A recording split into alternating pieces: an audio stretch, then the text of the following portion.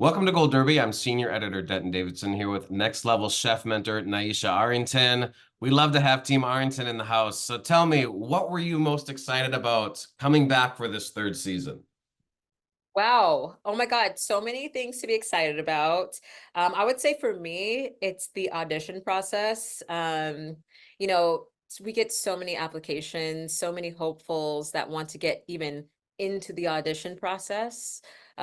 Thousands across the nation, really talented individuals. So having that first look to be able to see sort of how they move through the first three episodes is imperative knowledge. I'm definitely taking these notes on, how they're building out their stations, how they communicate, how they hold themselves, how they posture, how they work under pressure.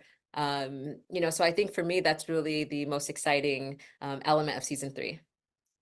We see sort of that the professionals they seem like favorites right out the gate. Is that because they just have that experience? And what do you look for in like the social media and home chefs in terms of like they look like they're going to be coachable? Who look like what stands out as someone who learns quickly? Yeah, I mean, so we've seen that, right? We saw Vaughn from Team Arrington take that smash burger challenge and literally absolutely smash it. Yeah, you said it, they're used to high pressure, they're used to literally putting their hand in the fire. These home chefs, they may not be so accustomed to those sort of elements of cooking quickly, and for me, what I think about when I craft Team Arrington, it's a good balance. It's not just the pros, that's what makes this culinary competition so special. Is for me, it distills down to this sort of innate passion of how to craft a memorable dish, and that can come from a home cook who happens to work in the IC unit, who's dealing with high pressure environments every day, right? Who understands, what's at stake and loves food, right? You take two elements like that, we see in Christina, who's on Team Arrington, and that is coachable. That tells me you know how to build flavor and you know how to handle pressure. That's what I look for. I think those are those elements that people at home can relate to. It's not just where we've seen in the past. Culinary competitions are only for professional chefs. Social media chefs we've seen emerge in the last 5-10 years. People just having this sort of knowledge base that they've garnered on their own. They've gone out, they've gotten the literature, they've studied, they've failed a lot, and they showcase their work on social media, which is not to be naysayed. I think that that's an opportunity, and it'd be silly to not put everyone on this even pedestal. And I think the pro chefs, they do have this sort of lived experience. They've put in the reps. They've maybe have mentors outside of this competition where they might be a little bit more comfortable. But you put a pro chef in a place like the basement, home chefs, they might be used to that kind of stuff where there's not high powered elite kitchen things. Where pro chefs, we're spoiled, we're used to that. We're used to those BTUs, we're used to the best of the best cooking equipment, the best of the best product. But home chefs, they might just go to the grocery store and they're cooking in their tiny little stove at home, and that might not be strong. They might have the sharpest knives.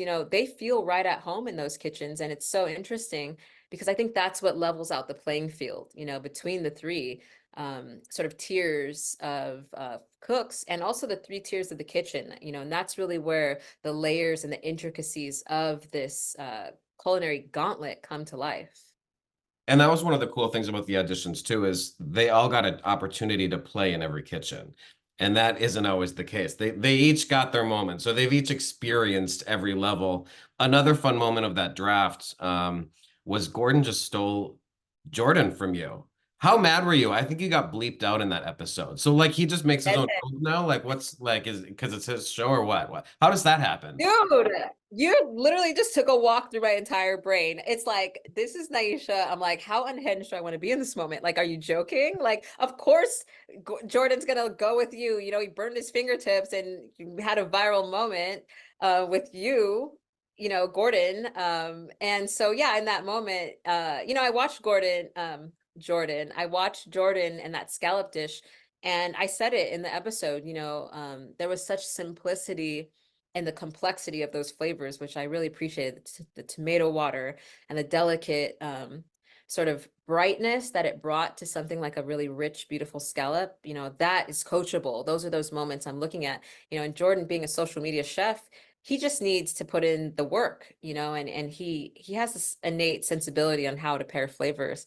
And man, I think that was a first for me, getting bleeped out like that. It was real raw emotion, it's like you don't expect that, and so I didn't fight, I went with it. I took my next two. He bartered with me, Gordon, and ultimately I want chefs that want to be on Team Arrington. If I choose you and you choose to go elsewhere, that's your destiny, so yeah, I mean, what a moment, man. You come off as very competitive. So what's the scoop with Gordon and Richard? Like, how heated does it get back there, and how much pleasure do you get out of crushing them? I mean, you won season one, and then Gordon came back and got you back last season. Richard's still out there, like, hoping for his first win. Talk about the competitive nature. Yeah, I mean, so it's so interesting, Denton, because, while it is a competition vying for $250,000, in addition to the invaluable mentorship that they receive outside of the competition, I think that there's this sort of natural competitiveness between the mentors, between us. We have almost 100 years experience, right? So we've all been on this journey that the chefs have this sort of fast track through, in one season of Next Level Chef, that's been our entire life through many kitchens. We've all worked in basement kitchens. We've all worked in the most elite kitchens, and we've all had mentors, telling us all of the things. So, it's lived experience between the mentors. So we want those bragging rights, to say, oh, it's Team Arrington or Blais, or Gordon. And so it gets pretty heated. You guys get a glimpse of what happens, but there's lots and lots of debate. Every morning we talk about these chefs, and every new day is a new challenge. So yeah, and you saw it. I mean, these us chefs were literally fighting to build our teams. And those eliminations, those are really blind. So you don't know if you're kicking off your own team member. No one's like winking Oh, at you like you're about to kill your own here. oh my gosh, Denton, that for me, I think I like trauma blocked that those moments, because like my stomach is turning, in those moments, because you not only have the two that might not make it, you know, throughout this competition, that you could be sending your own mentee home, but their teams are standing right there behind them, and they've just witnessed this incredible battles, and we have to go in and we have to judge based on the integrity and the merit of the dish, and sometimes it is so close, and you're thinking and you're going back and forth, and you just have to go back. Your senses, they know, what is the memorable dish? What is the dish that I want to revisit? Who did what with the allotted time? And that's what it comes down to for me. Who was able to accomplish the most in a given time, and make those impactful flavor moments. And it is gut wrenching, it is, I mean, it's terrifying. It's unfortunate, but that we have to only choose one, at the end of the day. We're looking for one Next Level Chef. And that's always my sort of North Star when I kind of get in the muck of it. And I'm like, oh, but I care about this person. I've grown to want to nurture them, I have to keep that eye line and saying, we're looking for one person, And you yourself come from an ethnically diverse background, and that's one of the fun things about this show is seeing all this diversity. And how much does that impact generally in your view or history watching this, how someone cooks, like what they grow up with versus what someone might learn in culinary school? Like, does your grandma teach you more than the French institution will? And how does that affect you as a chef? Yeah, it's a great question, Denton, because, I would say a more antiquated sort of idealism is that French fine dining, white tablecloth is the only way. That's the culinary school I went to. That's how I was brought up. With all due respect to other genres of cooking as well. But yeah, that sort of idea was always the one that was on a pedestal. And so now there are more conversations, more backgrounds having a seat at the table, which is very exciting to see. You know, a lot of times, especially in the professional chef world, you saw a lot of these flavors, this heritage being brought to life at staff meal, at family meal. You know, at 4 o'clock when the team breaks to eat family meal, that's when you get that delicious arroz con pollo or that menudo or dumplings, you know, that's really where you saw a lot of these foods being celebrated from the people who are the backbone of the restaurant. And now we're seeing those flavors and the heritage being brought to life and being put on that same pedestal. And I think as humanity, you know, that is such a respectful way to approach us as individuals and to carry out who we are as a one world in that dynamic of cooking and the power behind storytelling and cuisine. You know, a place like Next Level Chef, we saw with Piet, season 1 winner, you know, make empanadas, you know, for an appetizer, and that being on the same pedestal as a tweezer dish, you know, where it's like you have 3 people on one plate, you know, and where in the past that might have been celebrated saying this is better than this, but at the end of the day, it's about celebrating your soul, your heritage, and the sort of roadmap to get to that plate and then have someone else experience that is it is incredible. Like, what other craft or art can do that? Where it's like it's created based off of the palette of Mother Nature, you know, where we are in the season, what is she giving us?